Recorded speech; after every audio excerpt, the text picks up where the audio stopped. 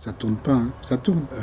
Ce sont des gens qui se sont accaparés les approches d'Erikson et qui très vite n'ont mis sur la table qu'un des aspects qui les a beaucoup séduits, c'est l'indirection, c'est l'usage de métaphores au sens caché. Dans toute la littérature d'Erikson, et il y en a un paquet, il y a 2 cas dans lesquels il est tout à fait indirect et il utilise des suggestions totalement cachées dans la métaphore. La plus connue, c'est l'homme au plant de tomate. Un monsieur qui est en train de mourir du cancer, qui a extrêmement mal. Quasiment tous les anesthésiens de l'époque ne parviennent pas à le soulager de cette douleur. Et la fille de ce monsieur connaît Erikson. Elle va trouver Erikson et elle lui dit, écoutez, s'il vous plaît, venez aider mon père. Mais il y a quand même 2 gros problèmes. Il déteste les médecins. Et alors, ne lui parlez surtout pas que vous êtes psychiatre et psychologue parce qu'il déteste ça. Il se fait que le monsieur est jardinier et qu'Erikson est le fils de fermier. Il entre dans la chambre de l'hôpital où se trouve ce monsieur avec sa fille. Et il accepte, il veut bien faire cette espèce de manipulation jusqu'à un certain moment. Après, il va dévoiler son identité et ses qualités. Il va s'installer à côté du monsieur et il va lui parler de la croissance du plant de tomate. Et effectivement, plus on est motivé, plus facilement on va en hypnose.